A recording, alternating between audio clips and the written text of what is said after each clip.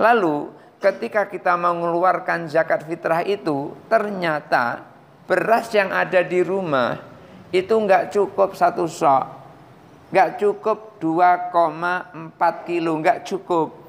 Atau nggak cukup dengan 2,8 kilo, nggak cukup. Adanya cuman 1/2 kilo, nggak cukup 2 kilo. Lalu bagaimana? Ya laksanakan membayar zakat fitrah itu dengan 1/2 kilo. Jangan sampai panitia penerima zakat, wah ini nggak cukup, ini nggak sah. Nggak boleh kita seperti itu sebagai panitia. Kenapa? Warahmatullahi wabarakatuh.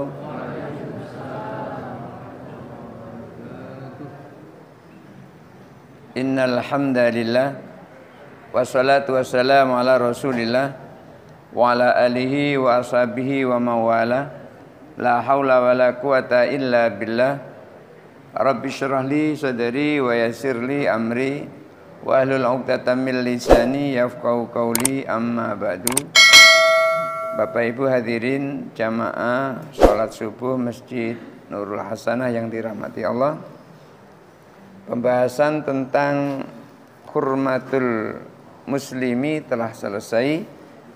Kita melanjutkan ke hadis yang ke-9 dengan judul At-taklifu bima yastata'u.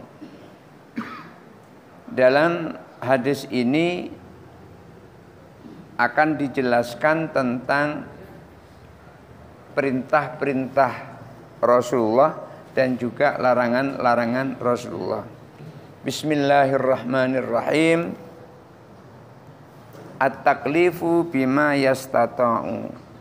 Membebani itu sesuai dengan kemampuan.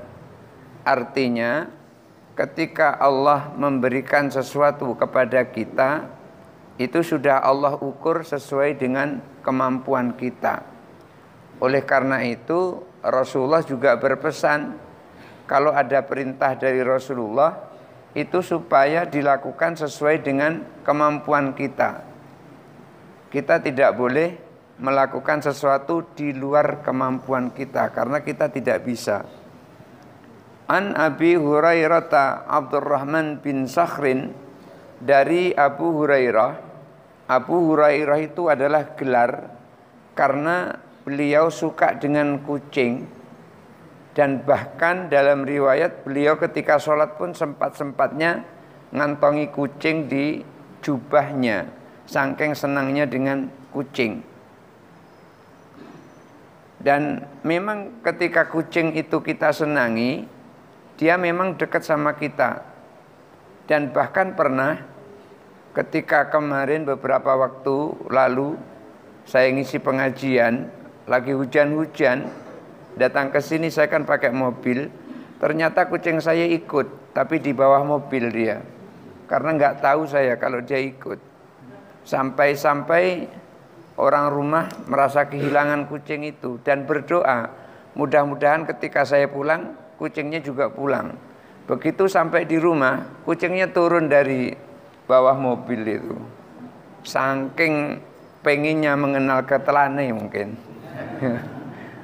Dan setiap malam minggu, setiap malam Ahad seperti ini, maka kucing itu sekarang dilarang tidur di garasi mobil, karena khawatir nanti nyelip ke bawah dan terus pergi, kemudian terus hilang.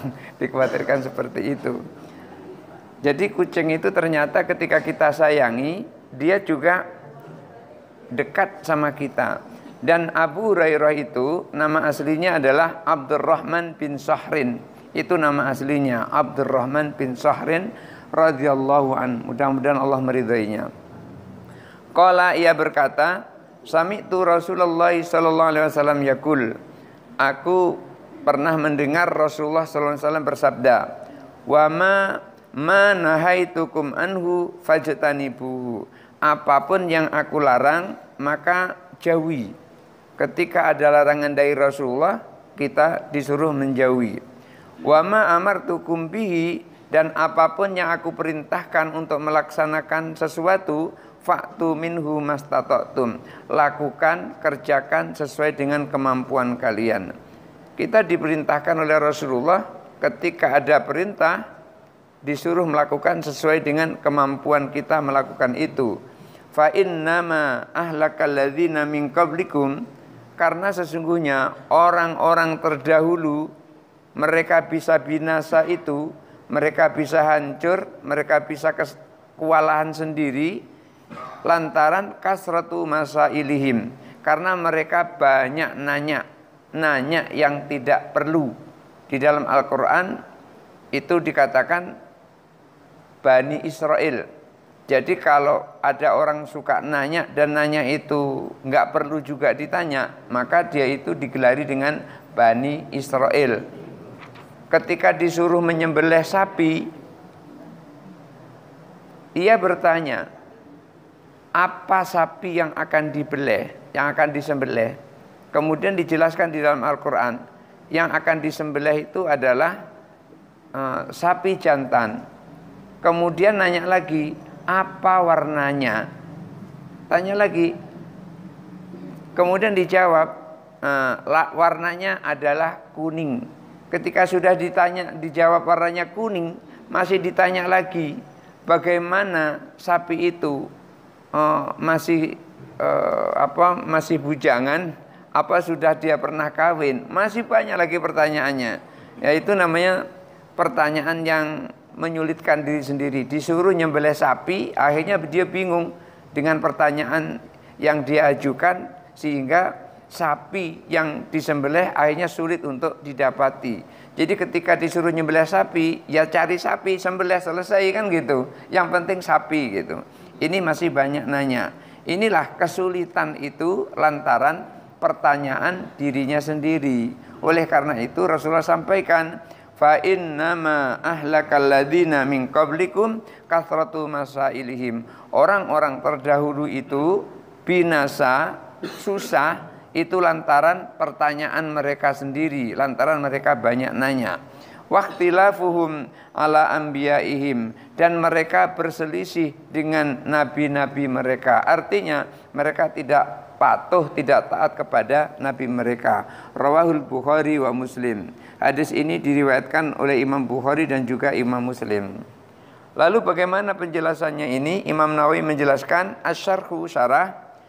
Qala Imam Nawawi, Imam Nawawi mengatakan, menjelaskan dari hadis di atas, qauluhu, sabda Nabi sallallahu alaihi wasallam, ma nahaitukum anhu fajtanibuhu, apapun yang aku larang terhadap kalian maka jauhilah larangan itu.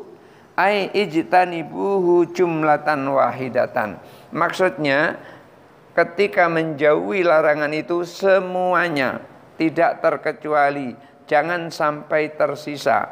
Karena menjauhi larangan itu artinya kita tidak mengerjakan.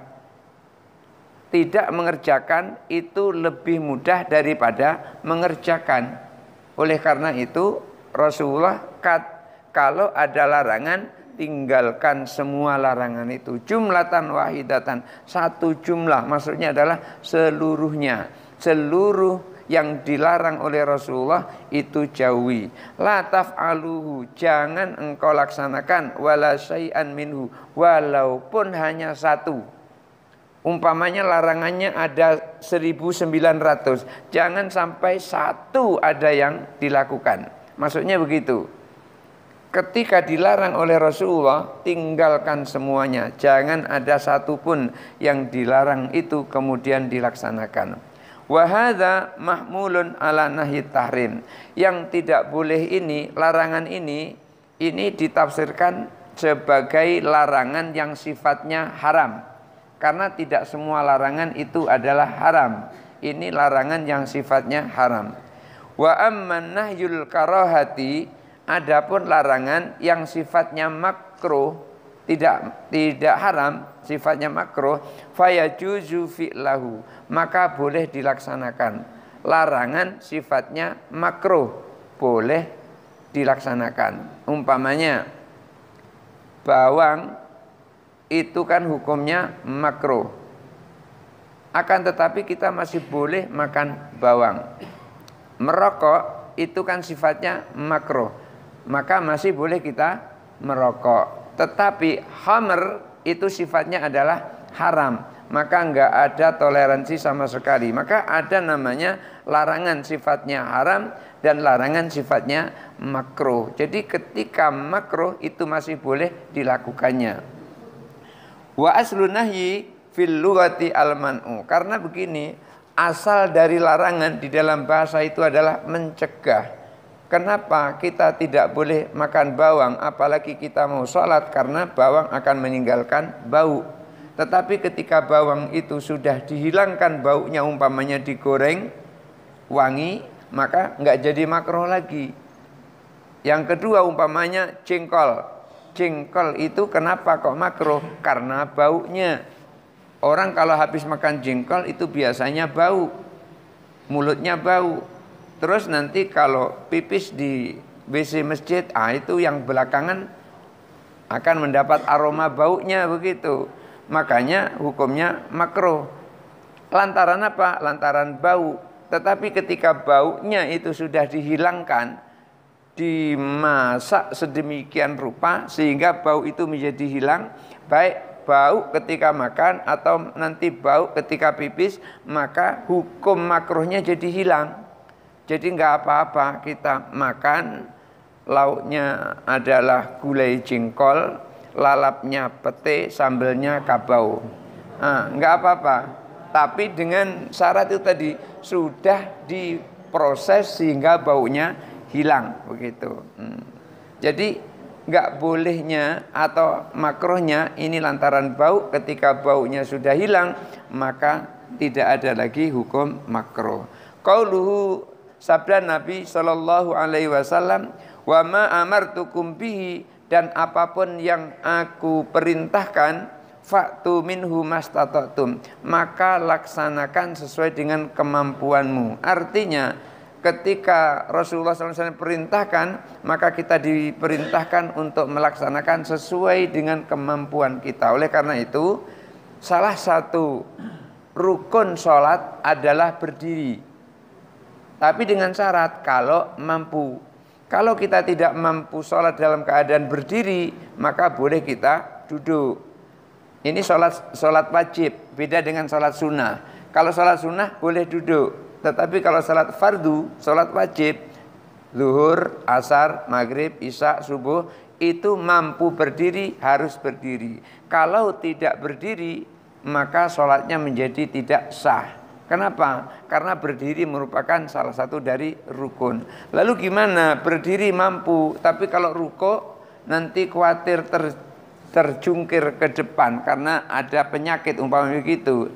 Buktinya mampu berdiri gimana? Dari rumah yang jaraknya 500 meter itu mampu berjalan ke masjid dalam keadaan seger. Kok sampai di masjid sholatnya duduk? Yang seperti itu akan membuat sholatnya rusak. Kenapa? Karena dia mampu berdiri. Lalu gimana kalau dia khawatir umpamanya dia nunduk nanti terus muntah umpamanya, atau ketika dia nunduk itu nanti malah tersungkur, maka boleh saat itu berdiri, sudah berdiri, duduk umpamanya di atas kursi, duduk di kursi. Lalu rukuknya gimana? Rukuknya dalam posisi duduk, sujudnya juga dalam posisi duduk, boleh. Yang wajib berdiri itu adalah, yang wajib itu adalah berdiri, karena itu adalah merupakan rukun dari rukun sholat. Kecuali kalau memang tidak mampu atau kondisinya sempit tidak bisa berdiri. Abu Ishaq Ibrahim bin Ali bin Yusuf As-Sirazi menjelaskan di dalam Al-Muhadzab fi Fiqh Syafi'i, Imam Syafi'i menjelaskan bahwasanya umpamanya ada orang sholat itu di atas kapal. Kapalnya itu rendah. Ketika dia duduk di kapal itu agak tegak sedikit, langit-langitnya itu sudah di atas kepalanya sehingga nggak bisa berdiri. Maka pada saat itu boleh sholatnya dalam keadaan duduk, tidak harus berdiri. Ini lantaran bukan tidak mampu berdiri, kondisinya memang tidak bisa dipakai untuk berdiri. Maka ketika kita melaksanakan perintah Rasulullah, itu diperintahkan mastata'tum, sesuai dengan kemampuan. Kita tidak boleh melakukan lebih dari kemampuan. Fihi masailun. Di dalam melaksanakan perintah sesuai dengan kemampuan ini ada banyak permasalahannya. Di antaranya apa? Di antaranya wa minha idza wujida ma'un lil wudu'i. Kalau kita mau sholat hanya ada air untuk wudu layak fihi, tapi air itu enggak cukup. Umpamanya ketika air itu dipakai untuk berwudu, itu hanya cukup dipakai untuk membasuh muka saja. Basuh tangan sudah enggak ada lagi. Apakah kita harus tinggalkan air itu? Wah, airnya enggak cukup untuk wudu ini, tayamum saja. Apa seperti itu? Syarat tayamum itu kalau tidak ada air. Jadi dikatakan lam tajidu ma'an, tidak mendapati air. Bagaimana caranya kita mengetahui tidak mendapati air? Ya tentu karena kita tidak mendapati air, caranya adalah kita mencari air dulu. Bagaimana kok kita mengatakan tidak dapati air, orang dicari belum? Oleh karena itu syarat mencari air menurut Imam Syafi'i itu adalah wajib. Walaupun hanya sekedar toleh kanan, toleh kiri, tapi yang jelas adalah mencari air. Walaupun yakin di situ tidak ada air, maka kita disuruh bergerak dari tempat kita untuk menengok air. Kalau ada air, maka syarat untuk mengatakan tidak ada air adalah kita mencari dulu. Itu disebutkan di dalam kitab Al-Um yang disampaikan oleh Imam Syafi'i. Jadi syaratnya adalah kita mencari air dulu. Kalau ada air, maka kita tidak boleh tayamum. Nah, di sini ada air tapi enggak cukup. Hanya untuk wudhu saja, untuk muka saja, untuk tangan, kepala, kaki enggak ada lagi. Lalu bagaimana kalau yang seperti itu? Imam Nawawi menjelaskan fal adharu wujubu istimalihi. Pendapat yang kuat, walaupun airnya tidak cukup, tetap wajib digunakan. Walaupun airnya tidak cukup, tetap wajib digunakan. Tsumma yatayammamu lil baqi. Kemudian sisanya itu digunakan untuk tayamum. Artinya gini, wudhu dulu sampai di mana mampunya, kemudian setelah itu baru tayamum. Kenapa kok begitu? Karena tayamumnya lantaran airnya sudah habis, tidak bisa lagi dipakai untuk berwudhu. Jadi kalau airnya tidak cukup, maka dipakai untuk wudhu secukupnya, setelah itu baru tayamum. Wa minha, diantaranya juga apa melakukan sesuatu dengan semampu kita itu, idza wujida ba'du sha'in, apabila seseorang ingin menunaikan zakat fitrah tapi enggak cukup 1 sok beras kita, enggak cukup 2,8 kilo atau enggak cukup dengan 2,4 kilo. Karena ulama madhab itu mengukur 1 sok, mereka berbeda-beda sesuai dengan takaran di kampungnya masing-masing. Di dalam kitab Fiqhus Sunnah wa Adillatuh, Wahbah Zuhaili itu mengukur sok yang digunakan oleh Imam Hambali di kampungnya, kampung Imam Hambali, mengukur sok yang digunakan oleh Imam Maliki, mengukur sok yang digunakan oleh Imam Syafi'i, dan mengukur sok yang digunakan oleh Imam Abu Hanifah.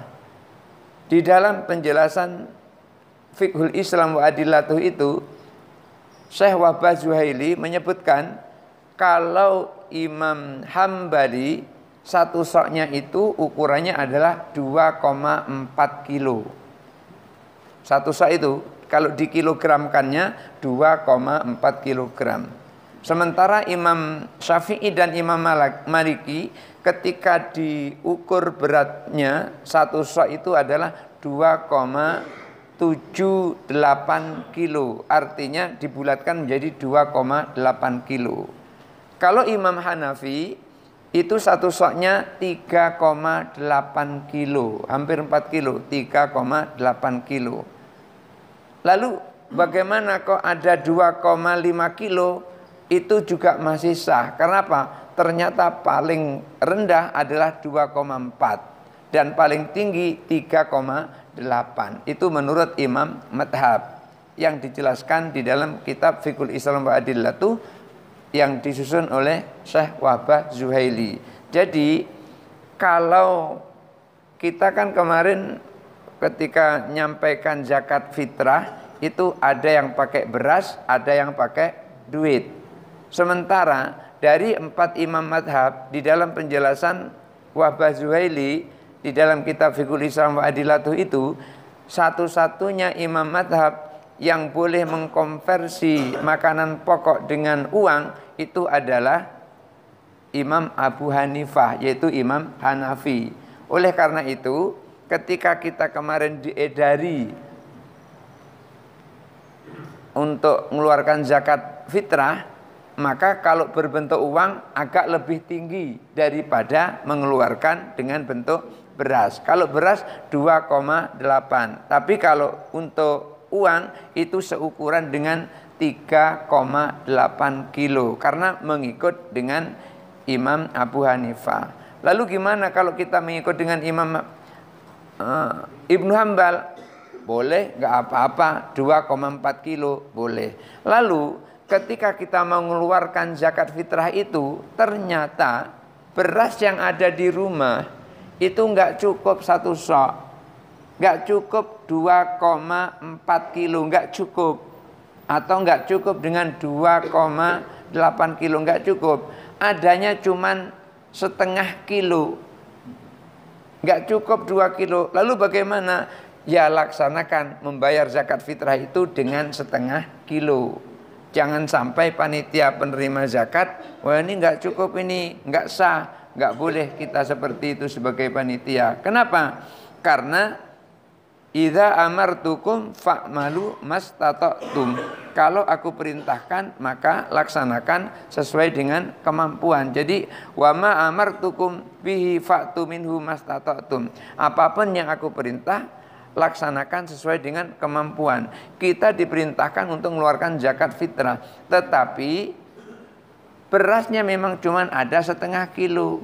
Satu keluarga umpamanya ada 4 orang, berasnya cuma ada 2 kilo. Jadi 1 orang setengah kilo, 1 orang setengah kilo, 1 orang setengah kilo, 1 orang setengah kilo. 4 orang membayar zakat fitrah dengan beras 2 kilo. Enggak apa-apa. Kenapa? Karena ini adalah melaksanakan perintah Nabi Shallallahu Alaihi Wasallam. Jadi diantaranya adalah kalau kita hanya punya sebagian dari sok di dalam zakat fitrah, fa innahu yajibu ikhrajahu, maka wajib yang sebagian dari sok atau setengah sok tadi tetap wajib dikeluarkan untuk menunaikan zakat fitrah. Wa minha, diantaranya juga wa idza wujida ba'du ma yakfihi li nafaqatil qaribi. Kalau ada kewajiban kita memberikan nafkah kepada kerabat, tapi enggak cukup. Biasanya dia makan sehari 3 kali. Ini cuman sekali mampunya untuk memberikan makan kepada kerabat. Awiz zaujati, atau kita memberikan nafkah kepada istri. Cukupnya memberikan nafkah kepada istri umpamanya dalam 1 hari itu 50.000. Tapi yang ada cuma 5.000 duitnya itu. Ya 5.000 itu kasihkan. Jangan wah nggak cukup nih 50.000, yang ada cuma 5.000 terus nggak dikasihkan. Tidak seperti itu. Nanti sekeluarga nggak makan sama sekali karena nggak ada yang dimasak. Nah, kalau tidak cukup memberikan nafkah kepada istri, maka secukupnya yang ada itulah yang diberikan. Awil bahimati, atau ketika kita punya binatang ternak, umpamanya kambing atau sapi, biasanya kita mencari rumput atau membeli rumput, taruhlah umpamanya rumput itu 1 keranjang besar, itu cukup untuk mengenyangkan 1 sapi umpamanya begitu. Tetapi hari itu yang ada cuma 1/4 keranjang itulah maka seperempat keranjang itu ya harus diberikan kepada sapi itu daripada sapinya kelaparan. Maka yang ada itulah yang diberikan. Fa innahu yajibu badlahu. Maka semua itu wajib diberikan kepada yang menerima tersebut, apakah kerabatnya, apakah istrinya, ataukah binatang ternaknya. Maka yang ada itulah yang diberikan. Jangan sampai ini enggak cukup, ini enggak usah diberikan. Kalau seperti itu nanti bisa kelaparan dia. Wa hadza khilafun ma idza wujida ba'du rakbati. Ini berbeda ketika harus membebaskan budak. Membebaskan budak ini lantaran kifarat, lantaran denda, atau lantaran kita melakukan kesalahan. Umpamanya gini, di bulan Ramadan lupa kalau ini adalah bulan Ramadan, sehingga dia bergaul dengan istrinya di siang hari. Maka orang yang seperti itu wajib membayar kifarat. Di antaranya kifaratnya itu adalah membebaskan budak. Kalau tidak mampu membebaskan budak, maka boleh diganti dengan puasa 2 bulan berturut-turut. Kalau tidak mampu lagi puasa 2 bulan berturut-turut, memberikan makan 60 orang miskin. Tidak mampu lagi memberikan makan 60 orang miskin, dia yang diberi makan. Nah, itu yang terjadi pada masa Rasulullah. Ada orang mengadu kepada Rasulullah, halaktu ya Rasulullah, celaka aku wahai Rasul. Kenapa kamu celaka? Waqatu imra'atan nahara Ramadan. Aku lupa dengan istriku di siang bulan Ramadan. Ya sudah, kalau gitu bebaskan budak. Enggak mampu ya Rasulullah. Puasa 2 bulan berturut-turut. Ini sehari saja lupa, apalagi 2 bulan berturut-turut ya Rasul. Ya sudah, kalau gitu kasih makan 60 orang miskin. Jangankah 60 orang miskin ya Rasulullah, aku sendiri susah untuk makan dan memberi makan istri. Ya sudah, kalau gitu ini bagikan di kampungmu sana untuk orang-orang miskin. Dikasih oleh Rasulullah. Dikasih gendum. Diminta dari Aisyah, ya Rasul, yang paling miskin aku ya Rasul.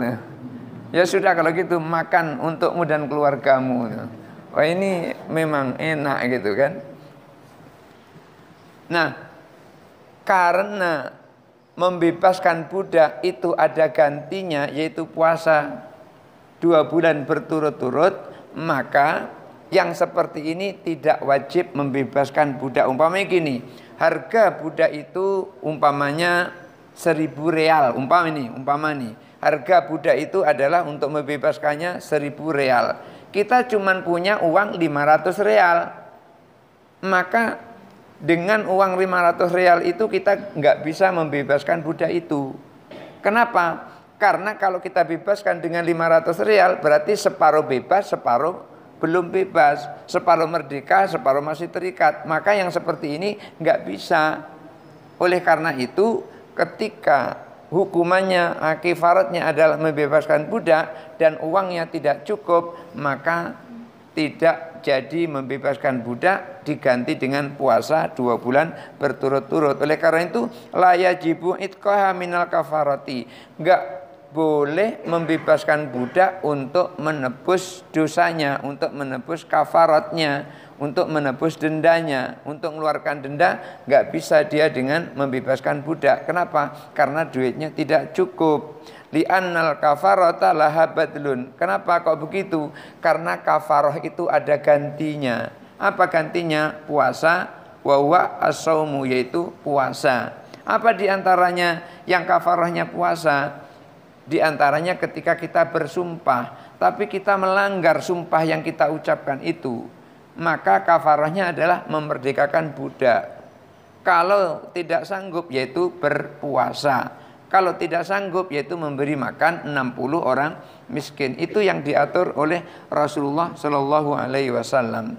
Wa qauluhu, dan sabda Nabi Shallallahu Alaihi Wasallam, fa innama ahlakal ladzina min qablikum, sesungguhnya orang-orang terdahulu itu binasa kasratu masailihim, karena mereka banyak tanya, waqtilafum ala anbiyaihim, dan mereka itu berselisih dengan nabi-nabi mereka, tidak patuh dengan nabi mereka. Di antaranya apa? Samiri, ketika Nabi Musa menyuruhnya menyembah Allah, malah justru ia menyediakan sapi untuk disembah, karena sapi itu disihirnya menjadi bisa bicara dia sapi itu dan bisa bergerak.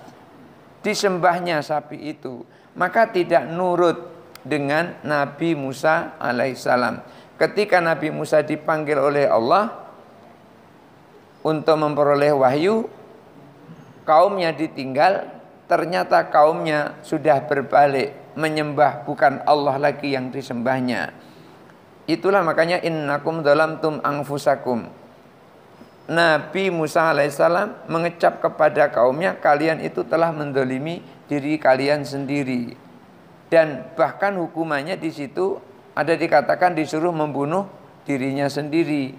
Karena apa? Tidak patuh kepada nabinya. Nah, pertanyaan itu apakah semuanya tidak boleh dilaksanakan? Ya tentu tidak.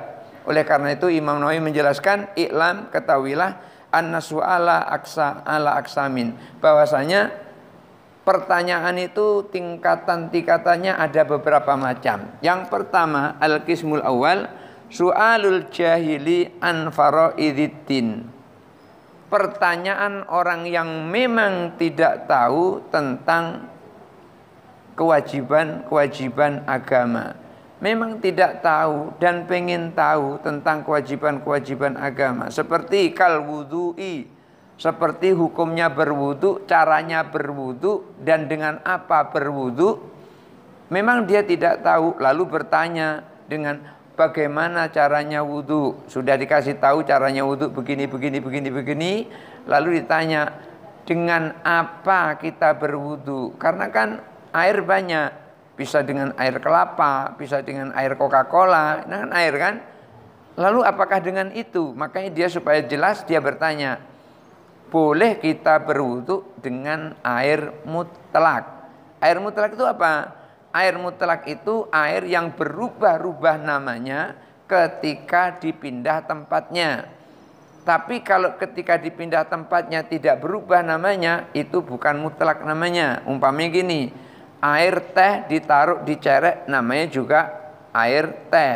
Ditaruh di gelas namanya juga air teh. Itu namanya sudah muqayyad, tidak mutlak lagi, itu sudah terikat dengan teh. Tapi ketika dipindah-pindah tempatnya berubah namanya, maka itulah disebut air mutlak. Umpamanya yang ada di sungai namanya air sungai, mengikut nama tempatnya. Begitu ditaruh di sumur namanya air sumur. Mengalir di masjid namanya air ledeng. Kan itu berubah-ubah namanya itu. Itu namanya mutlak. Tidak muqayyad, sesuai dengan tempatnya. Ketika nanti ditaruh di baskom namanya air baskom. Ditaruh di bak mandi namanya air bak mandi. Enggak ada orang nyebut air kopi gitu, enggak ada. Tapi ketika kopi ditaruh di cerek namanya tetap air kopi. Ditaruh di gelas namanya tetap air kopi. Itu namanya sudah muqayyad. Itu bukan mutlak. Itu enggak boleh dipakai untuk berwudu. Yang boleh dipakai untuk berwudu adalah air mutlak. Kemudian nanya lagi, kapan kita boleh berwudu? Karena kan wudu bisa wajib, wudu bisa sunnah. Kapan dipakai untuk berwudu?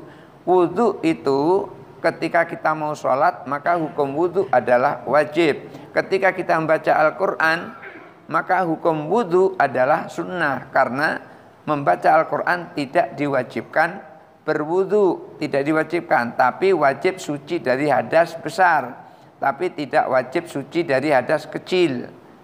Nah, yang seperti ini, banyak nanya seperti ini boleh.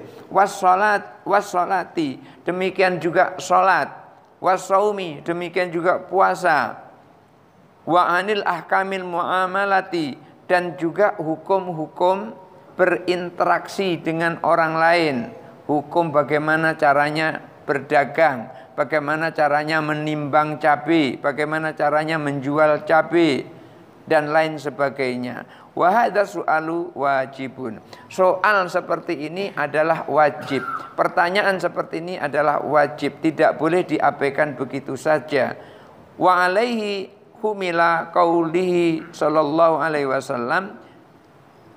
Dan pertanyaan-pertanyaan seperti ini diterjemahkan atau dijelaskan sabda Nabi sallallahu alaihi wasallam, talabul ilmi fardhatun ala kulli muslimin wa muslimatin. Mencari ilmu itu adalah wajib bagi setiap muslim laki-laki dan muslim perempuan. Karena apa? Kalau dia tidak tahu, niscaya dia tidak akan bisa beribadah. Nggak tahu caranya wudhu, dia tidak akan bisa sholat. Nggak tahu caranya sholat, apalagi dia juga tidak akan bisa sholat.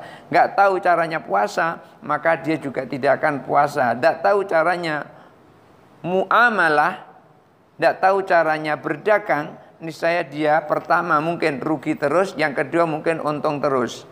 Ada dua kemungkinan, karena nggak tahu caranya. Jadi mengikuti seleranya karena nggak tahu. Umpamanya gini, dia nggak tahu. Menjual itu dengan cara menipu itu nggak boleh, dia nggak tahu. Akhirnya apa? Ditaruh cabai yang buruk di tengah, cabai yang bagus paling bawah dan paling atas. Begitu dia mau nimbang, langsung tangannya dimasukkan ke bagian yang buruk tadi. Tapi dia nggak tahu itu kalau yang seperti itu adalah haram, maka dia akan untung terus yang seperti itu. Jadi ketika ada orang bertanya tentang muamalah, bertanya tentang wudhu, bertanya tentang sholat dan lain sebagainya yang semisal dengan itu, maka yang ditanya itu tidak boleh diam. Wala yasaul insanu as-sukun an dzalik. Yang ditanya tidak boleh diam, harus menjelaskan. Kenapa? Karena Allah berfirman, fas'alu ahla dzikri in kuntum la ta'lamun. Bertanyalah kepada orang yang berilmu bila engkau tidak tahu. Dan bahkan Ibnu Abbas pernah memberitahukan terhadap dirinya, tentang dirinya diberitahukan, inni u'titu lisanan su'alan. Aku ini diberi oleh Allah lisan yang suka bertanya. Berarti Ibnu Abbas ini suka banyak tanya. Maka salah satu di antara kunci ilmu adalah bertanya. Wa qalban akulan, dan aku ini dianugerahi oleh Allah hati yang suka mencerna. Lisan yang suka bertanya, hati yang suka mencerna. Kadzalika ahbara an nafsihi radhiyallahu taala anhu. Demikianlah Ibnu Abbas menjelaskan tentang dirinya bahwa beliau itu suka bertanya, dan ketika dia bertanya setelah dapat jawaban dari Rasulullah, kemudian hatinya mencerna. Barangkali itu saja dulu yang bisa saya sampaikan, dan mohon maaf juga sebelumnya karena hari ini kayaknya ada tugas agak banyak, 2 kali apel jam 7 dan apel jam setengah 10. Jadi saya mohon maaf. Barangkali itu saja dulu yang bisa sampaikan subuh ini, mudah-mudahan ada manfaatnya. Hadanallahu wa iyyakum ajmain wallahu muwaffiq ila aqwamit thariq. Wassalamualaikum warahmatullahi wabarakatuh.